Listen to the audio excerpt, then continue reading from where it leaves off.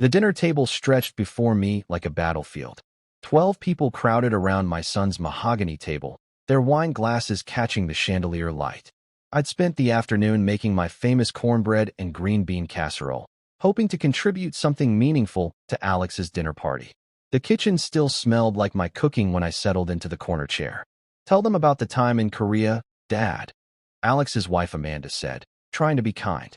"You know, the one about the supply truck." I cleared my throat, feeling a spark of hope. Well, it was winter of '52, and we were stuck behind enemy lines. Ugh, not again. Alex's voice cut through mine like a blade.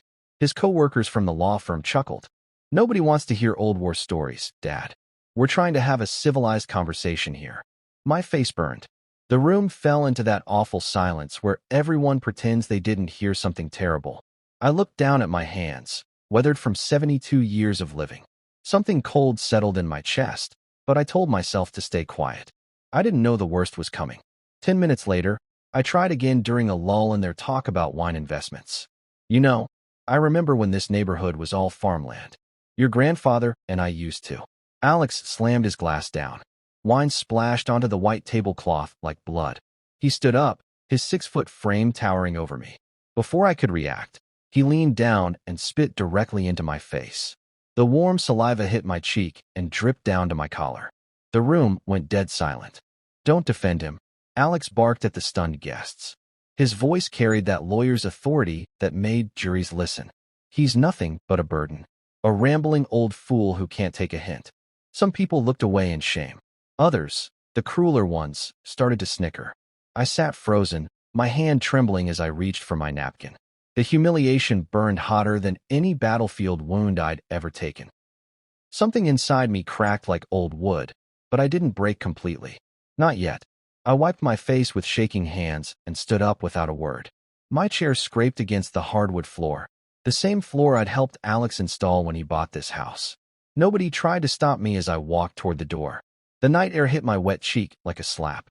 My old truck sat under the streetlight, patient and reliable like it had been for 15 years. I drove home through empty streets, past houses where other families were probably treating each other with basic human decency. My own house felt hollow when I stepped inside. The silence pressed against my ears, but it was better than the sound of that laughter. I sat in my recliner, still smelling like cornbread and humiliation, and made myself a promise. This story wouldn't end with Harold Peterson as the punchline. My son thought he'd broken me tonight. He had no idea what he'd actually awakened. The war had taught me patience. Tonight, I'd learned I still needed it. The next morning, I unlocked the metal filing cabinet in my bedroom closet.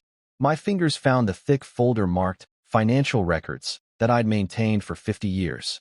Bank statements, insurance policies, property deeds, investment summaries. All the paper proof of a life built through honest work. Alex thought he was so clever, helping me modernize my banking last year. He'd moved everything to online accounts and mobile apps, telling me it was for my own good.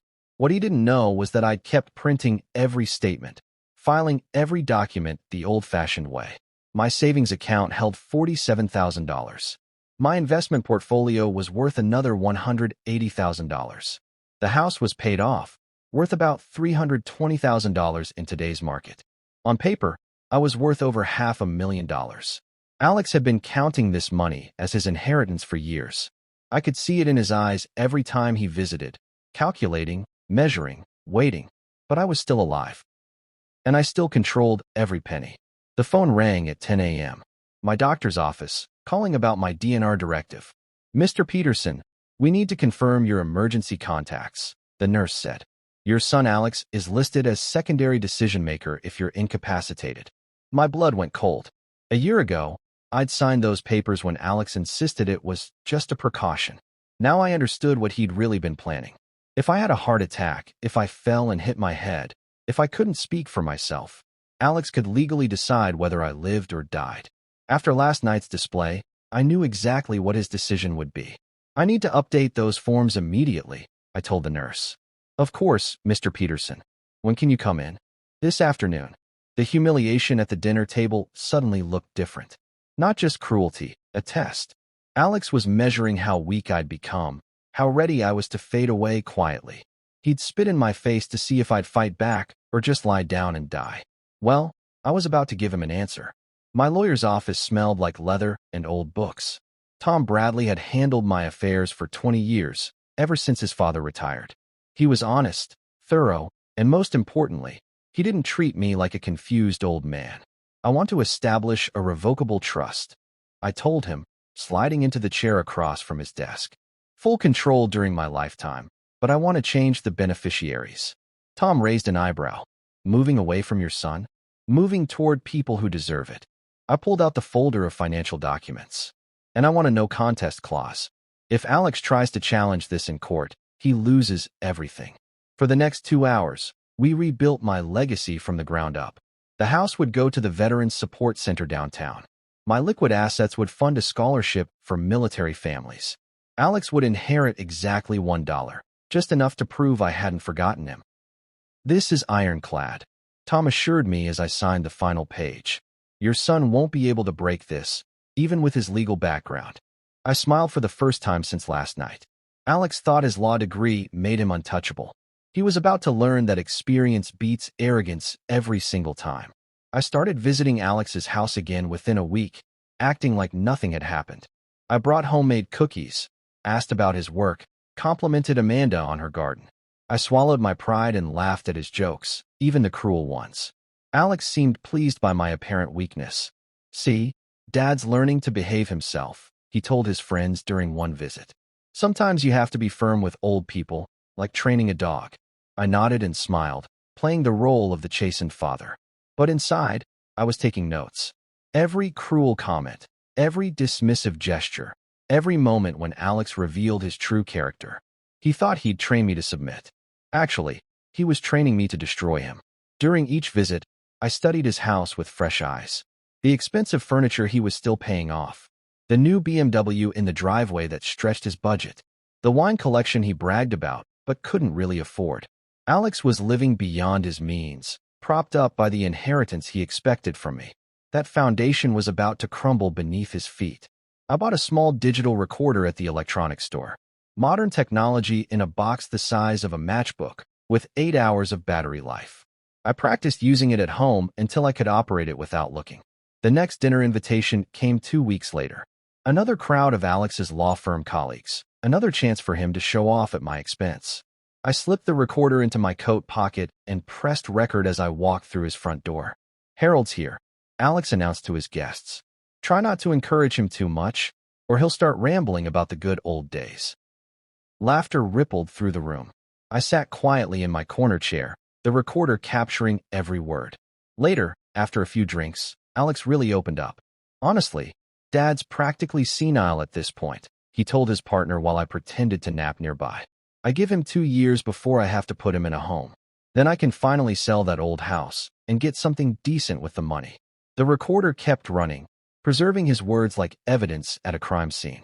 The next morning, I walked into First National Bank carrying a briefcase full of documents. The manager, a woman named Beth Collins, had known me for 30 years. Mr. Peterson, what can we help you with today? I need to review my account security, I said, setting the briefcase on her desk.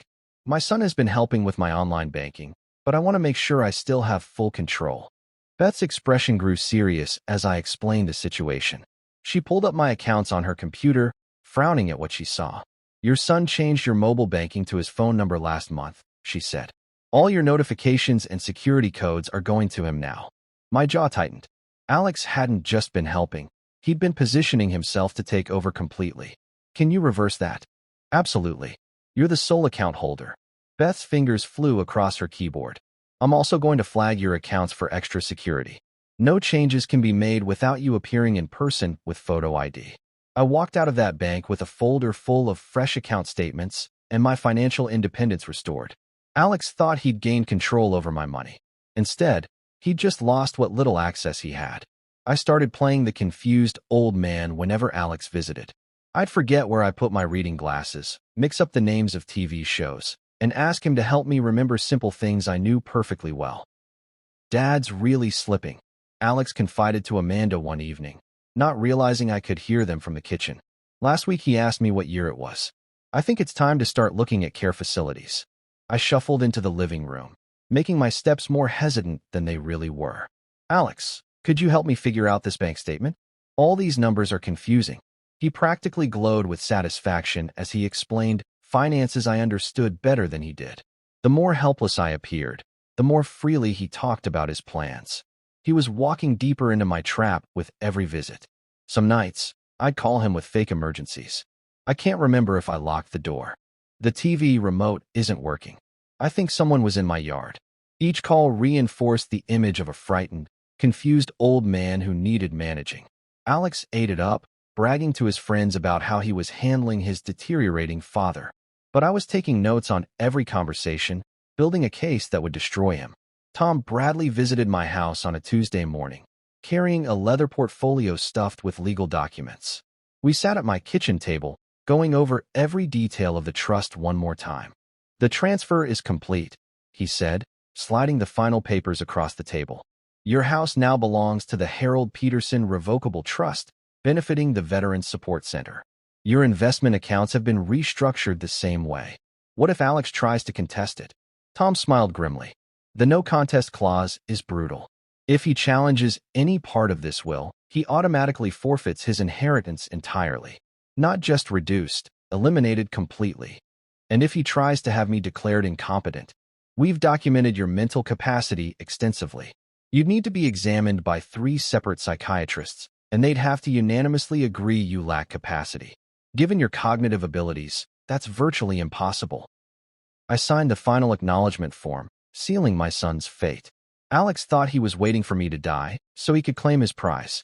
He had no idea the prize had already been given away. That night, Alex posted a photo on Facebook. It showed me asleep in his living room chair, my mouth slightly open, my head tilted back at an unflattering angle. The caption read, "This is why I don't take dad out in public anymore. Hashtag elderly parent problems, hashtag blessed." The comments were even worse than the post. His friends made jokes about nursing homes and adult diapers. One of his law school buddies wrote, "Time for the old folks home," with a laughing emoji. I screenshot every comment before going to bed. The digital humiliation burned hotter than the spit had, but it was also evidence. When the time came, those screenshots would show exactly who my son really was. Social media was Alex's weakness, his need to broadcast every cruel thought for approval from his equally shallow friends. He was creating a permanent record of his own character, documenting his fitness as an heir, or rather, his complete unfitness. The post got 47 likes and 18 comments, all at my expense. But every click was another nail in Alex's coffin. I collapsed in my kitchen on a Thursday morning. Not a heart attack, just low blood sugar from skipping breakfast. But I was dizzy and shaking when I called 911, so they took me to the emergency room as a precaution. The intake nurse asked for my emergency contact information.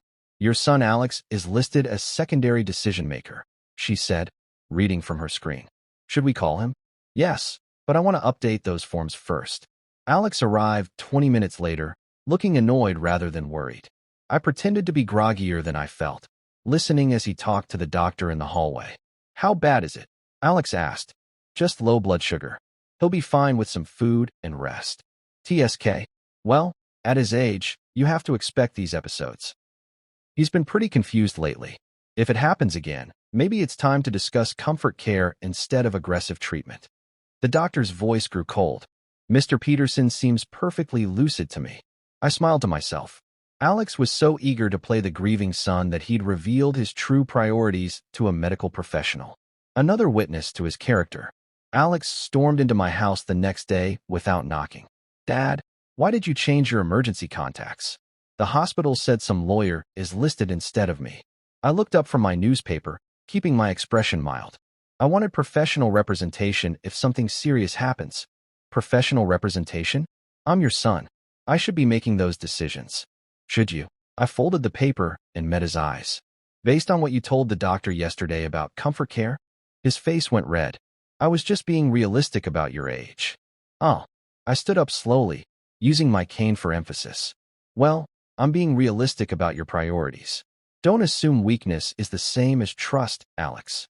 He started to argue, then caught something in my tone that made him stop.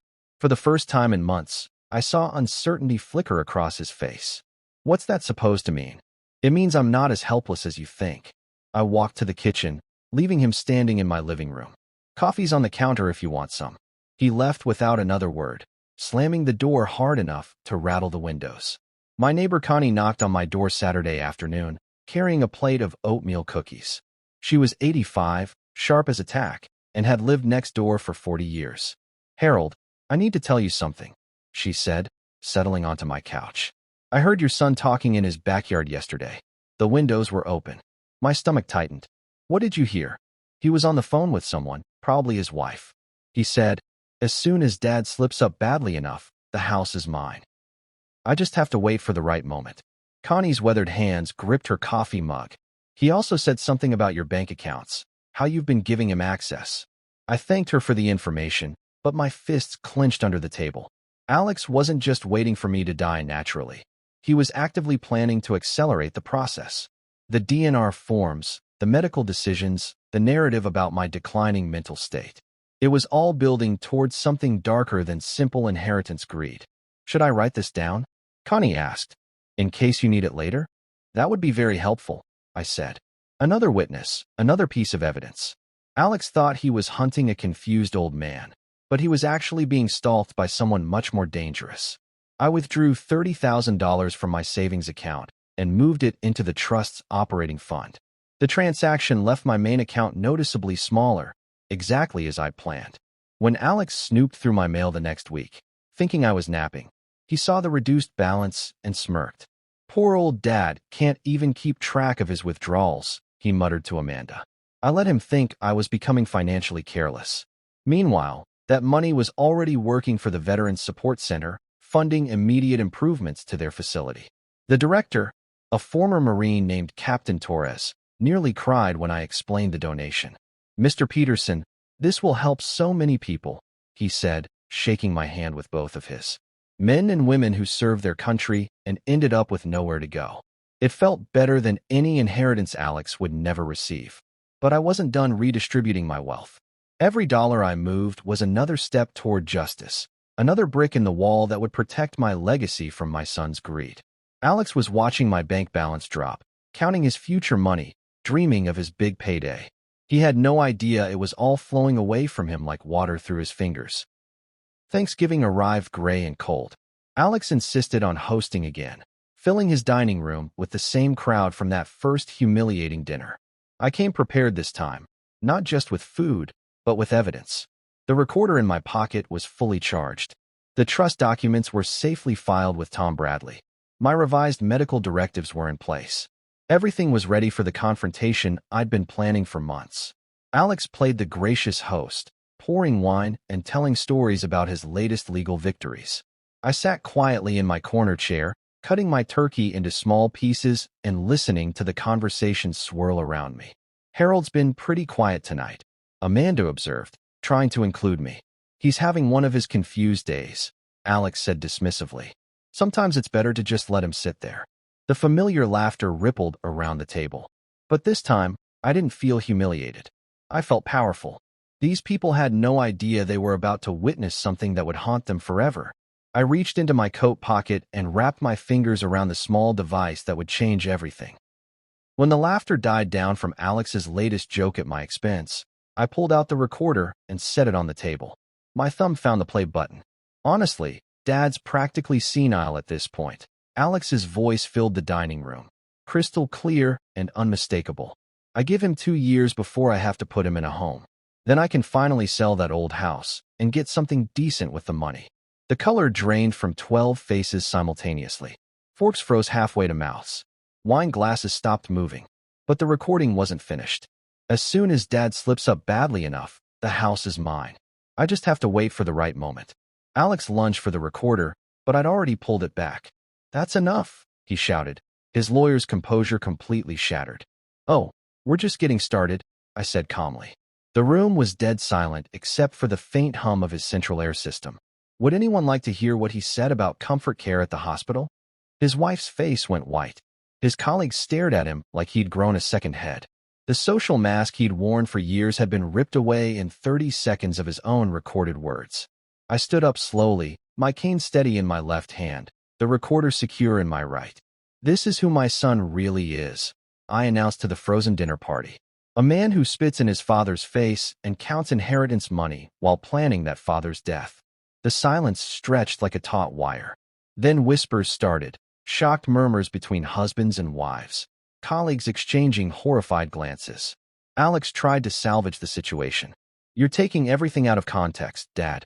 Those were private conversations, and you were. I was what? Senile? Confused? Incompetent? I smiled without warmth. Funny how my confused old brain managed to outmaneuver a Harvard Law graduate. His friend Jake, a partner at Alex's firm, set down his wine glass with shaking hands. Alex, Jesus Christ, what kind of monster talks about his own father like that? Amanda covered her face with her napkin. She was crying, whether from shame or genuine emotion, I couldn't tell.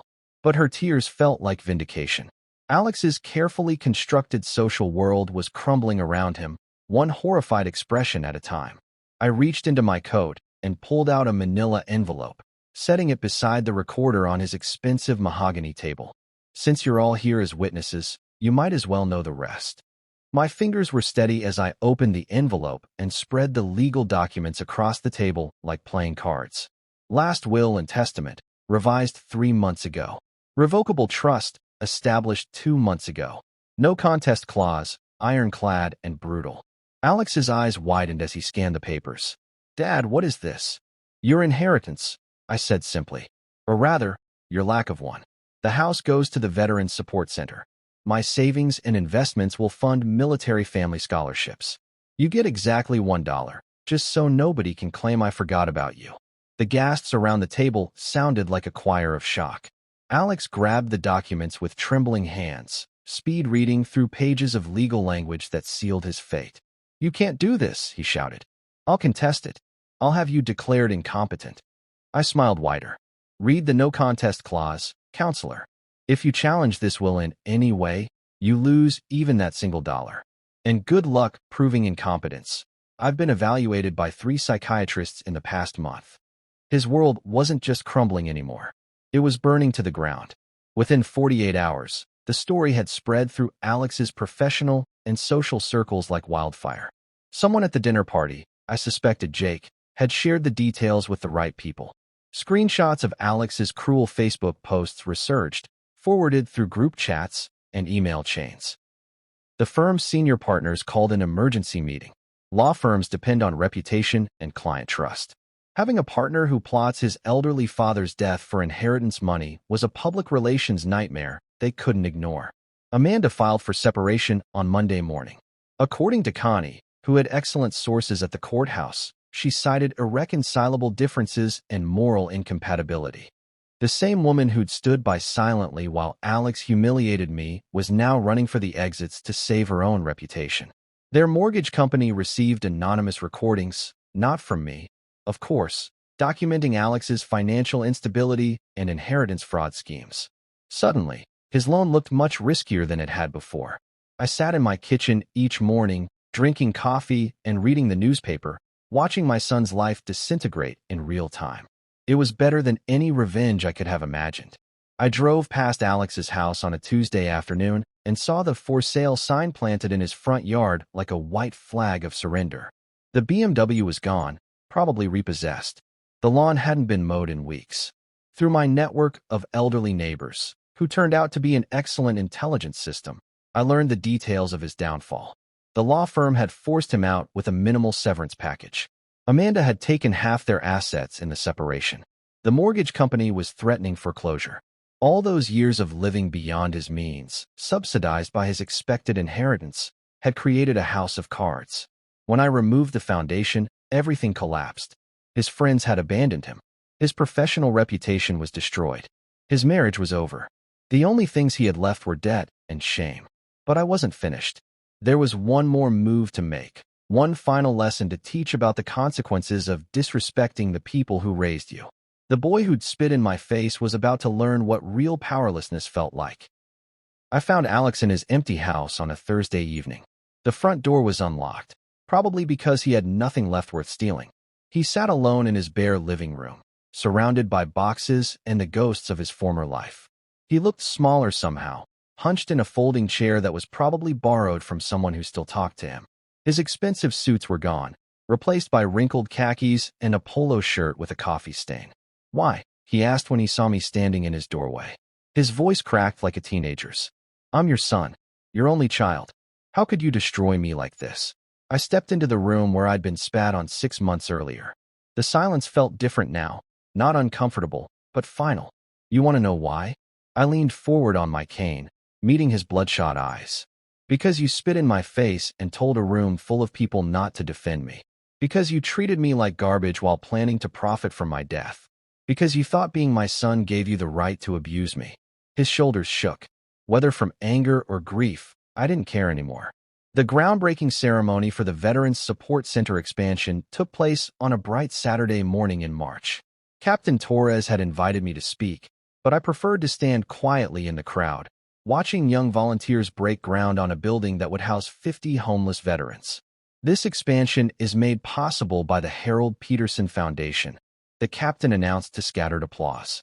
"A local veteran who understands the meaning of service to others." I thought about Alex, working part-time at a retail store downtown, living in a one-bedroom apartment, still trying to rebuild his reputation. He'd attempted to contact me several times, but I'd let the calls go to voicemail. His messages grew more desperate each time. Apologies, explanations, pleas for forgiveness. But trust, once broken by spit and cruelty, couldn't be glued back together with words. The veterans in the crowd looked like men I'd served with in Korea, weathered, proud, grateful for any kindness.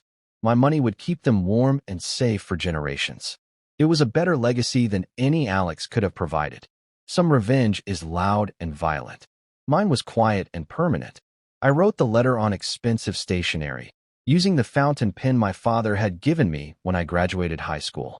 The words came easily, without anger or bitterness, just simple truth. "Alex, respect is earned, not inherited. You spent your adult life waiting for me to die, so you could claim rewards you never worked for.